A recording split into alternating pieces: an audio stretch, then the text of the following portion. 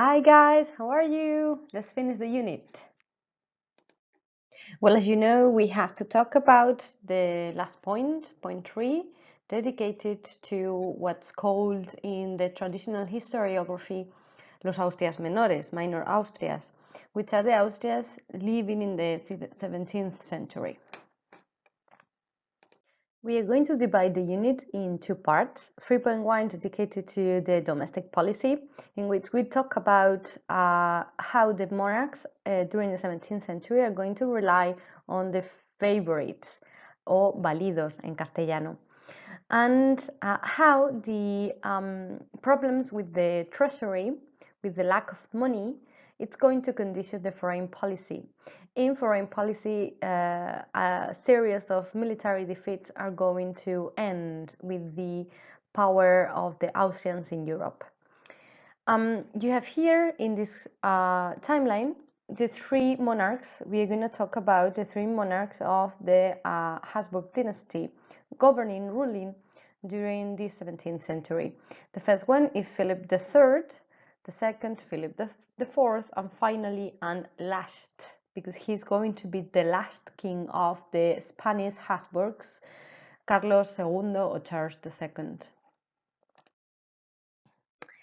Well, during the 17th century, it's going to come as a fashion, as a new way of doing things, not only in Spain, but also in the rest of Europe, for the monarchs to rely on the figure of a favorite.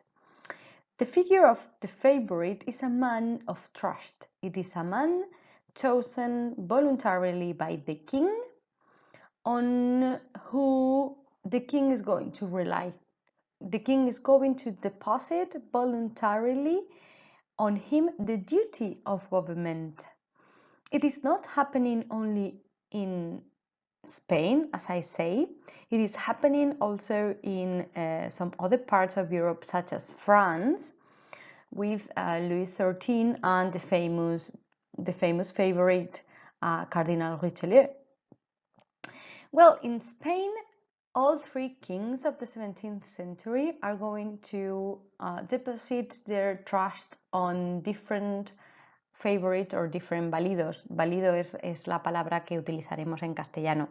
But before continue talking about that, I want you to look at a primary source. Chicos, las fuentes primarias nos ayudan a conocer muchas veces mejor que cualquier otro recurso. Fijaos, es un texto de Francisco de Quevedo. Es un fragmento de Política de Dios, Gobierno de Cristo y Tiranía de Satanás, de 1626. Fijaos lo que dice. Quien al rey quita la fatiga y el trabajo de su oficio, mal ladrón es, porque le hurta la honra, el premio y el logro de su cargo. Reinar es velar. Quien duerme no reina. Rey que cierra los ojos da la guardia de sus ovejas a los lobos, y el ministro que guarda el sueño a su rey le entierra, no le sirve. Guárdale el sueño y pierde la conciencia y la honra, y estas dos cosas traen penitencia en la ruina y desolación en los reinos. Rey que duerme, gobierna entre sueños, y cuando mejor le va, sueña que gobierna. Fijaos qué interesante, ¿no? Dice, rey que cierra los ojos da la guarda de sus ovejas a los lobos, y el ministro que guarda el sueño a su rey le entierra, no le sirve. Es una crítica abierta contra los validos. Why is that? Well, in the meantime, the validos, the favorites, make important decisions, not counting on any government institution, not counting on the councils, not counting on the courts, but making the decisions completely in a personal, authoritarian way. Those favorites are doing actually the job that should be done by the kings. And what are the kings doing in the meantime? Well, they could spend their time doing more attractive things, such as hunting or palace receptions, etc. But obviously, it is going to be worse than making the important decisions themselves, the proper kings. It's going to be a new characteristic of the government during the 17th century, because the kings Charles V and Philip II would have never done something similar. They never trusted, they never relied on somebody else to make the important decisions. Remember the text we read about Philip II and his character. Okay. These are the most important favorites.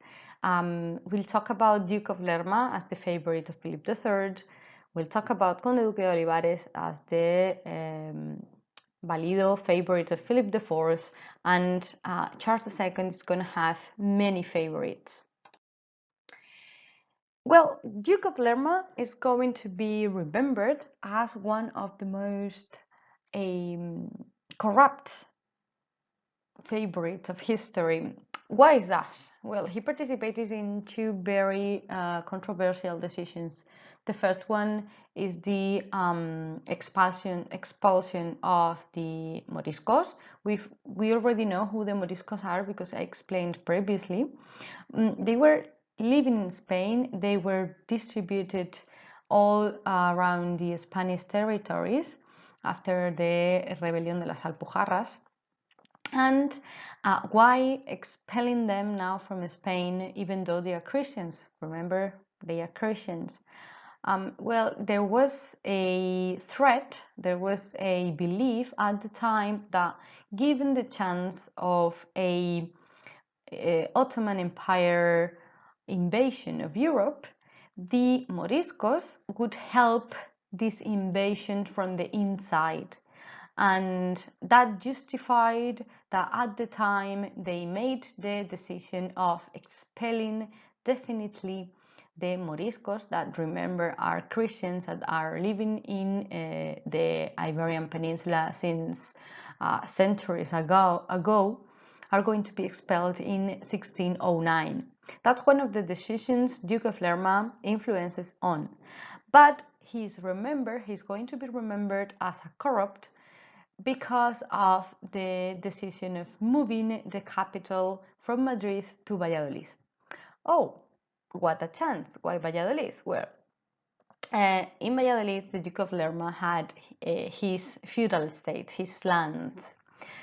When you decide to move a court, it is not only the royal family that is moving, but all the nobility families surrounding the court and all that vast bureaucracy we've talked about, all these state workers working for the crown, working for the state, are going to move to Valladolid too. That is thousands of people that are going to need to rent a house, are going to need to buy a palace. And who is the owner of all of that? Oh, the Duke of Lerma. So actually what the Duke of Lerma was doing was conspiring.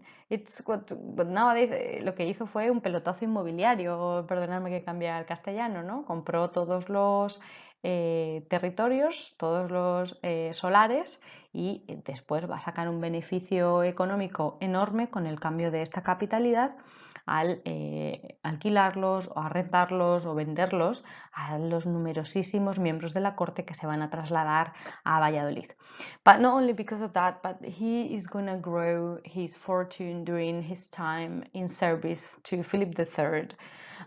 He's going to be even persecuted during his lifetime, and to avoid being judged by justice, he's going to become a bishop. Because as you know, in the old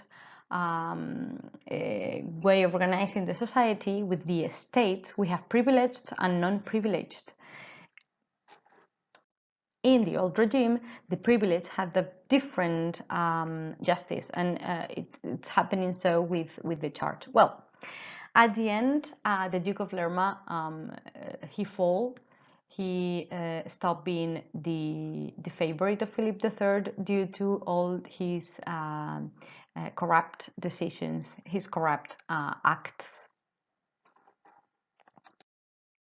Philip IV is going to be remembered as El Rey Planeta, and his principal favorite is going to be Conde Duque de Olivares, El Conde Duque de Olivares. Well, We're going to talk about him a bit more later, but just as an advance, tell you that Conde Duque Olivares is going to be a very intelligent politician, and even though he's going to enrich himself too, as Duke of Lerma, he's not going to be a corrupt. He is going to develop a very ambitious political program, and he's going to be a dedicated favorite. He believes on what he is doing, and he is going to be even too ambitious in the political project that he designed, leading the monarchy to the crisis of 1614. That was his fault. He stopped being the favorite of Philip IV due to that, due to the decisions we'll talk about later. Charles II is the last king. He is remembered as El Hechizado. Maybe you've heard about him. Historian says that maybe he could have even almost 20 different illnesses. It is clear that he had a great deal of physical and even mental limitations. It is not clear that he had any mental illnesses, but what is clear is that due to all these due to his bad health, general bad health, he was unable to proper govern, to proper rule during most of his life. He governed through many different favorites. You can remember the father Neidhart, El Padre Neidhart, his brother, half-brother Juan José de Austria, or Conde Duque de Oropesa. You can just remember these three of them, but he had many. The most important about his reign is that, well, when he died, he did so without heirs, because one of his multiple illnesses was that he was unable to have children. And when he dies, he's going to do something very strange in his bed.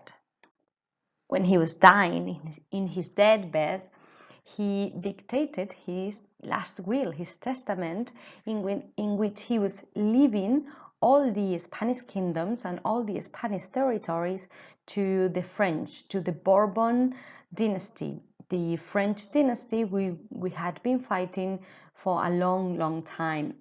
Well, the no acceptance of this last will by our, let's call them cousins, nuestros primos europeos, los austríacos, los Habsburgo del Imperio, it's going to cause the Spanish Succession War. It's a war fighting for the Spanish crown. Which dynasty is now going to rule Spain?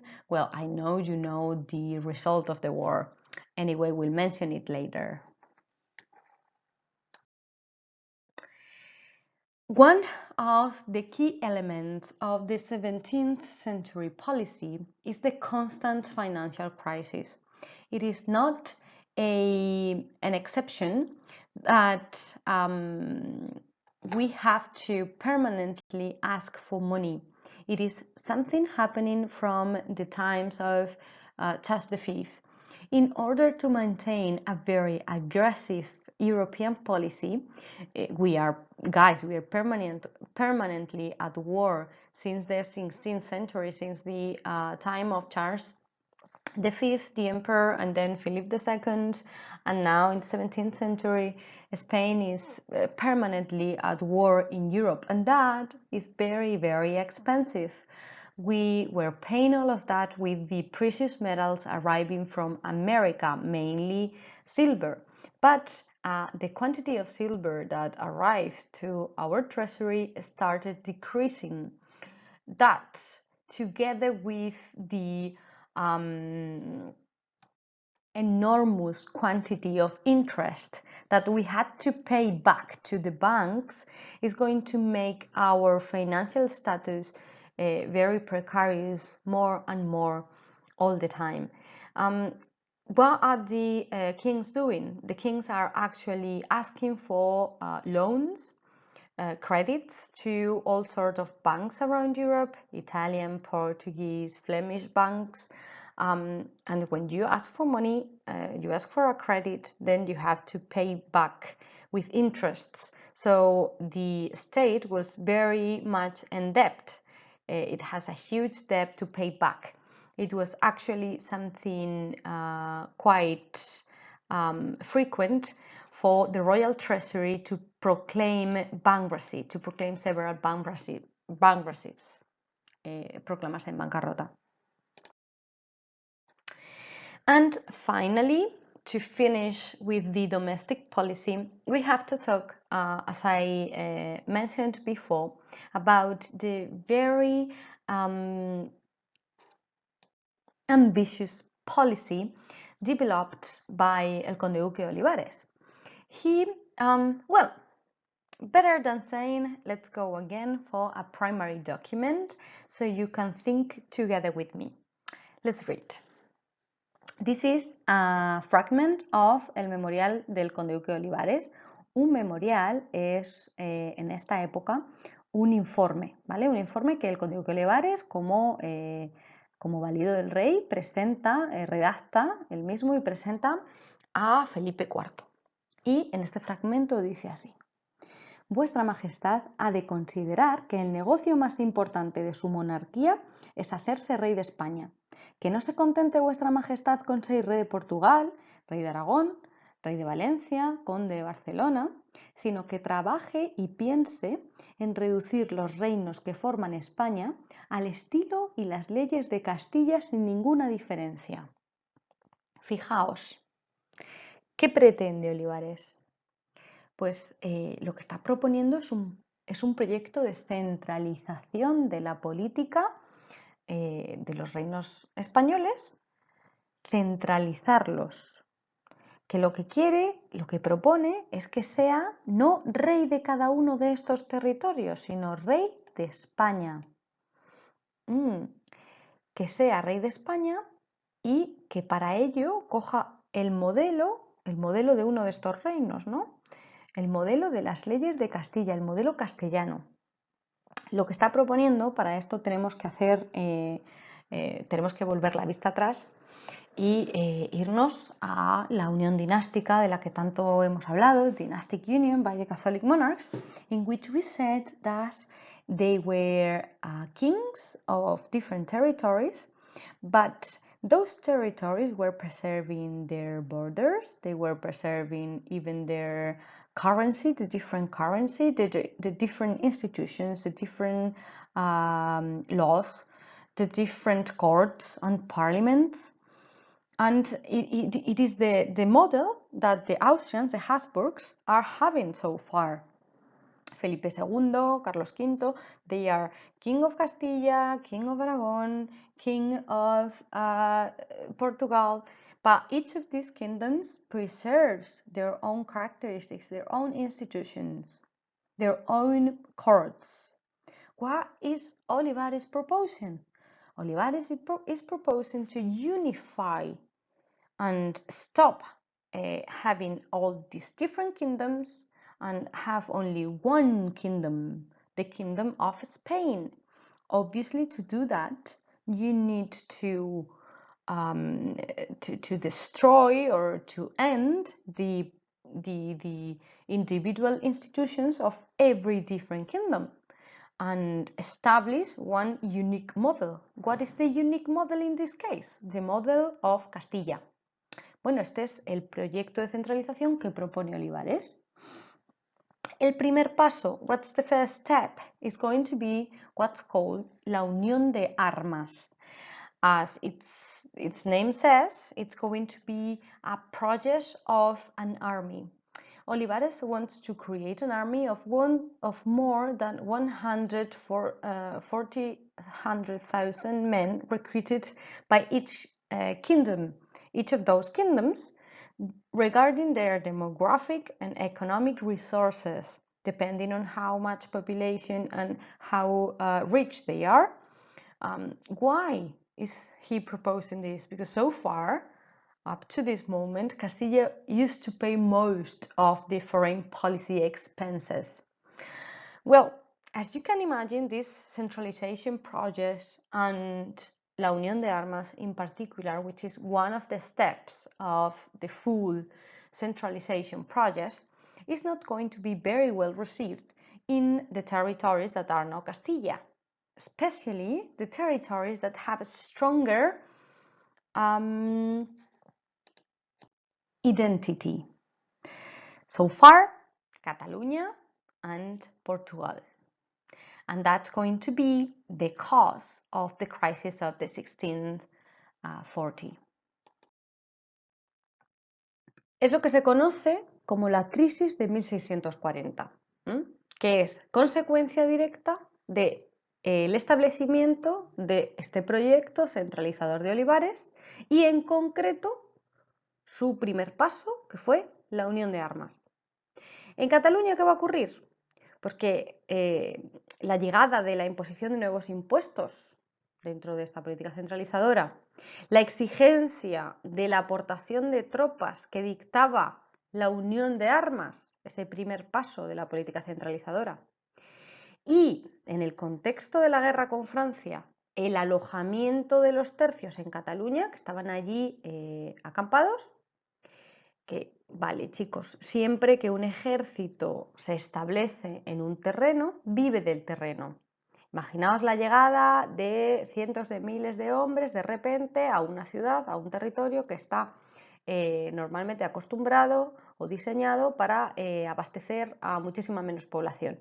Que las tropas acampen en un lugar siempre es sinónimo de que va a haber altercados, mientras que además los tercios no están luchando, beben y causan disturbios y además, como digo, viven del terreno, generando normalmente carestía de alimentos allá por donde pasan. Si sumamos todos estos elementos que hemos dicho, impuestos, aportación de tropas, alojamiento de los tercios en Cataluña, lo agitamos y va a acabar dando lugar a lo que se conoce como revuelta dels segadors, que es una revuelta campesina. Esta revuelta de segadors va a tener lugar en junio.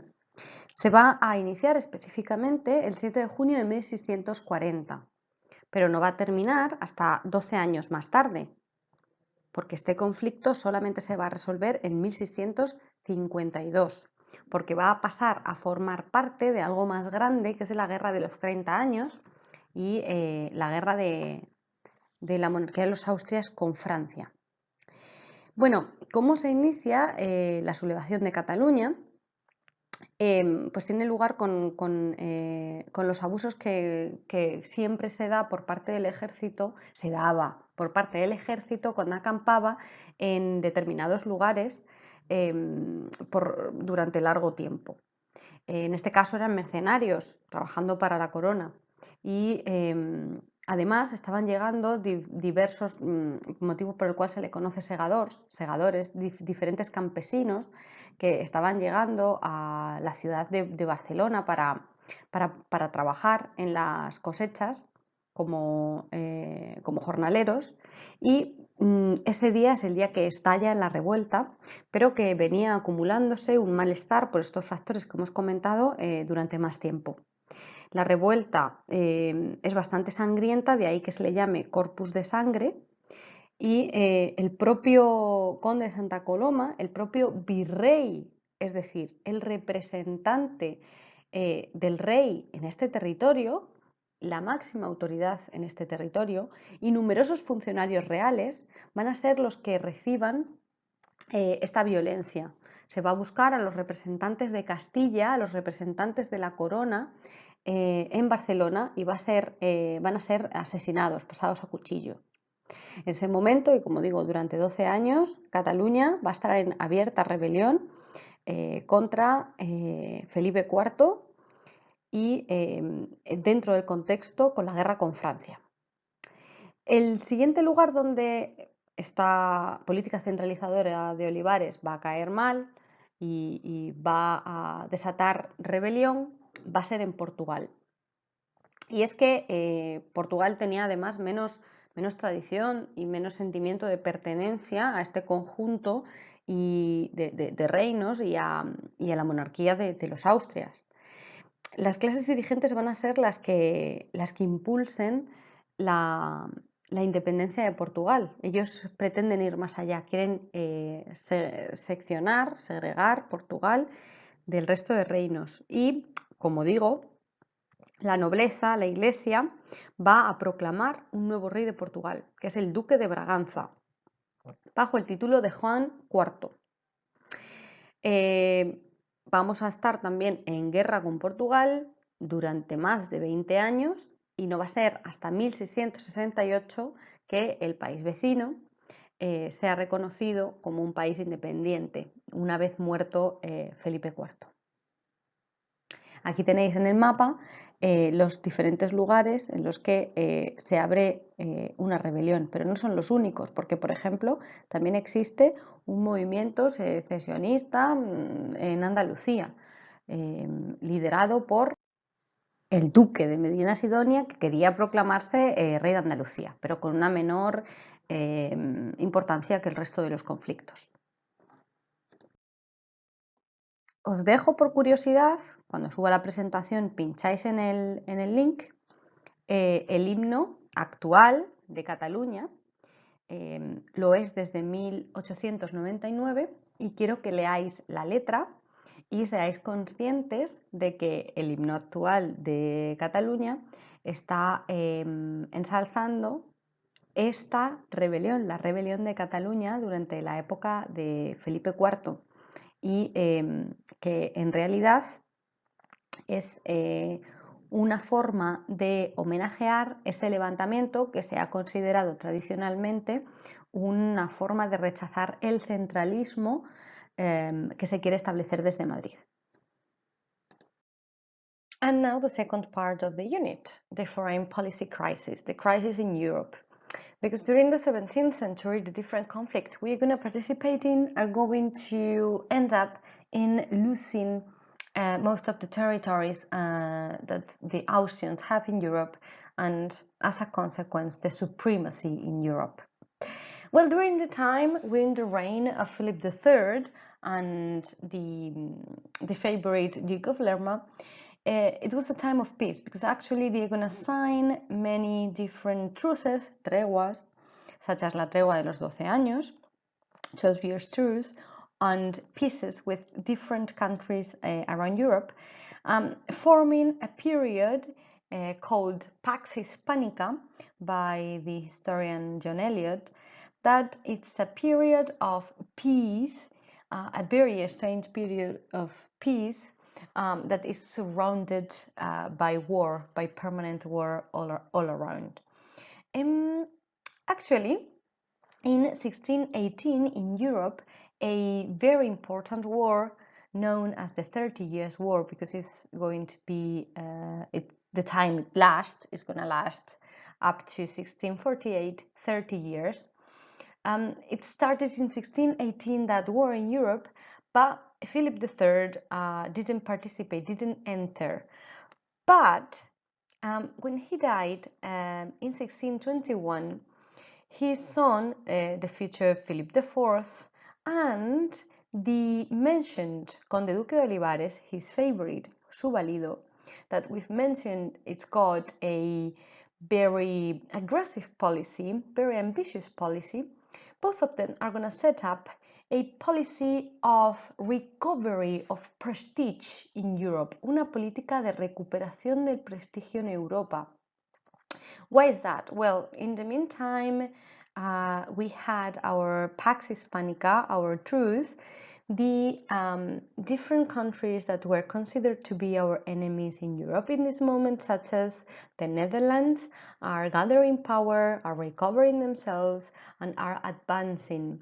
So as soon as El Conde Duque Olivares and Philip IV take the power, they decide it's time to go back to action and enter in the 30 Years' War. We're going to enter in the side of the our cousins, los que yo he estado llamando nuestros primos, ¿no? Nuestros primos, los Austrias europeos, los Austrias austríacos, los Habsburgo del Imperio, that are already participating in the war. But Why this war? Well, it is actually a religious conflict in which the German princes, we talked about them, remember, with Luther, Philip II, Charles V, and etc., the problems they had. Well, it's a fight originally between the German princes and the Catholic emperor. That the emperor, the chosen emperor, and a Habsburg, an Austrian, it's Catholic. Well, it's the same war of religion we've been talking about during all this time, all this modern age so far. But even if the war starts as a religious conflict, as a religious, for religious reason, that is the reformers and the Reformation against the counter-Reformation against the Catholic, it's going to end up being a fight for the power in Europe. Who is to rule Europe? Who is to have to hold supremacy in Europe? Because France is fighting for that supremacy now. So that's the fight. Most of the European countries are fighting in the 30 Years' War. And what happens with our participation? Well, after Annus Mirabilis, después del Año Milagroso de 1625, in which the Spanish had many victories in Europe, the last victory was the one in North England, the tercios are going to be defeated. The tercios, the most powerful terrestrial army ever, is going to be defeated. That defeat in Rocroi in 1643, it's going to mark the end of a time and the start of a new one. It's actually the beginning of the end of the Austrian supremacy in Europe. After the Battle of Rocroi, the defeats are going to come one after another, and finally the Peace of Westphalia is going to be signed in 1648. That is going to end the 30 Years' War, and it's going to be the beginning of the end of the Spanish supremacy in Europe. Look at the map. In this map, we can see what the conditions signed in this Peace of Westphalia. What we are giving up is the Provincias Unidas, nowadays Netherlands. We already talked about this territory that became on a rebellion during the time of Philip II, when they became Calvinist. And I told you, this territory that used to be only one is going to end up divided in two due to this war of religion. The north is now Protestant, the Netherlands, Holanda Protestante, and the south is Catholic. That remains in this moment under the name of Los Países Bajos Españoles, still Catholic. It's the evidence of the origin of a new time. It's putting on evidence actually the beginning of the end of a time of the Austrian supremacy, of the Spanish Empire.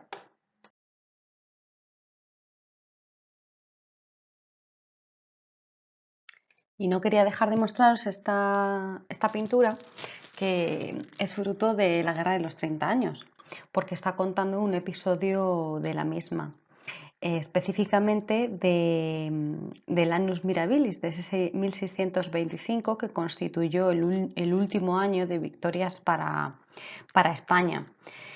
En la pintura de Velázquez, que es una de las obras más famosas del barroco español, podéis ver al fondo la ciudad de Breda incendiada, que había sido asediada y ahora ha capitulado. Y en primer plano aparece el gobernador de la ciudad de Breda, Justino de Nassau, entregando las llaves en mano a Spínola, que es el general de los tercios que ha conseguido rendir la ciudad.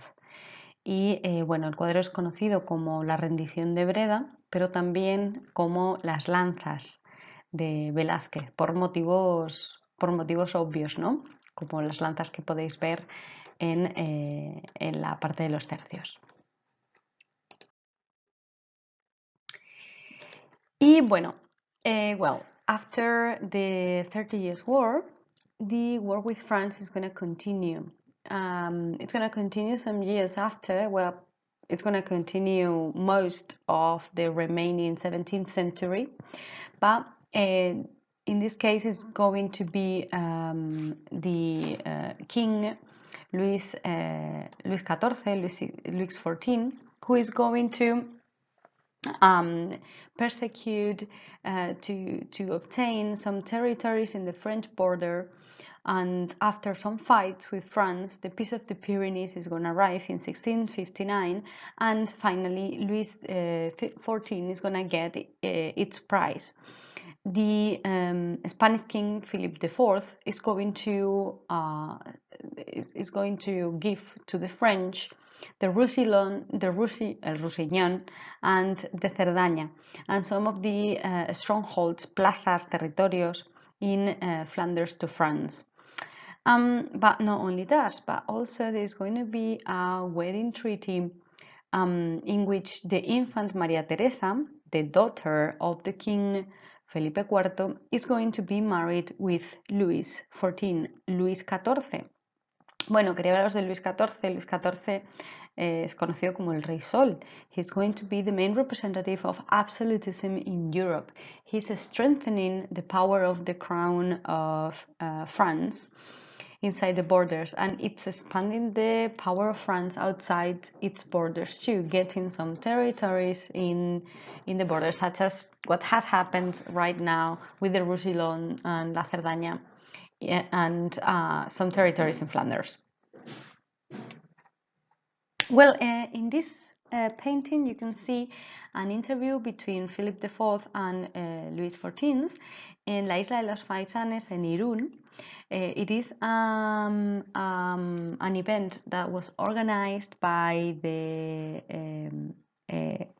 proper Velázquez. Velázquez is going to be the organizer of this meeting, and I wanted to show you also the painting of Maria Teresa and Luis XIV. She's going to be the Queen of France for more than 22 years, and she's going to give more than 6 children to the king, but only one is going to survive her.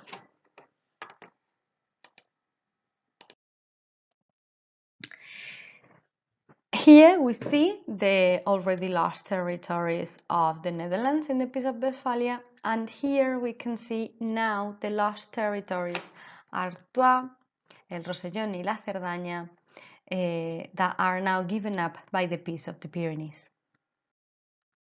And finally, as I told you, our war with the French continued most of the 17th century. Marrying the daughter of the Spanish king didn't stop Luis XIV of attacking the Spaniards once and again. And he was actually feeling very attracted to the Franche-Comté, el Franco Condado, that territory we talked about previously, that because it's in the border with France, in the heart of Europe, it's very much wanted by the French monarchy, and it's going to be after some wars with the Spain of Charles II, that by the Treaty of Nimega in 1678, Louis XIV is finally going to get the French Comté for the French. And well, it's not only that, because as I was telling you, during this 17th century, starting with the defeat of the Tercios in the Battle of Rocroi in 1643, we've been watching how the European supremacy is now changing hands. It's no longer in the hands of the Spanish Austrians, and it's France who is growing stronger and stronger. And well, I've already talked about this, but when Charles II was dying, he's going to do the strange thing, and it is that in his last will, in his testament, he's going to leave all his territories to the Bourbons. this is not going to be accepted by the actual heirs in the bloodline that could be the imperial Austrias, los Austrias austríacos, los Austrias del Imperio, that are going to claim the rights over the Spanish throne. That it's going to start an immediate war after the death of Charles II in 1700. The next year, a war for the Spanish succession for the throne of Spain is going to start. It's going to last up to 1713, and the result is going to be the Bourbons arriving to the Spanish throne, as you may know, up to nowadays. Actually, this is Philip V, Felipe V, the first Spanish Bourbon, and nowadays in the Spanish throne, we have Philip VI. Felipe VI, el actual Felipe VI es sexto porque este es Felipe V y no hay ningún Felipe, ningún rey Felipe entre uno y otro. ¿De acuerdo? Well, one of the consequences of the war is the Utrecht Treaty. El tratado que pone fin a la guerra es el Tratado de Utrecht. Y como decía, una de las consecuencias va a ser que se terminen de perder todos los territorios que poseía el Imperio Español en Europa. It's the loss of the territories we had left. Flandes, Milán, Nápoles pasan a los Austrias, Cerdeña a la Casa Saboya. Inglaterra se queda con Gibraltar, es este momento, chicos, y Menorca, que sí se recuperará, no como Gibraltar, ¿verdad? So it's the is the end of the Spanish supremacy in Europe. Now the French, the Bourbons, the royal house that is ruling France, and now also Spain have gotten that supremacy that we've been fighting for during these whole modern ages. This is the end of the unit, guys. I hope you understood the lessons in this online method. I invite you to show up every Wednesday on classes.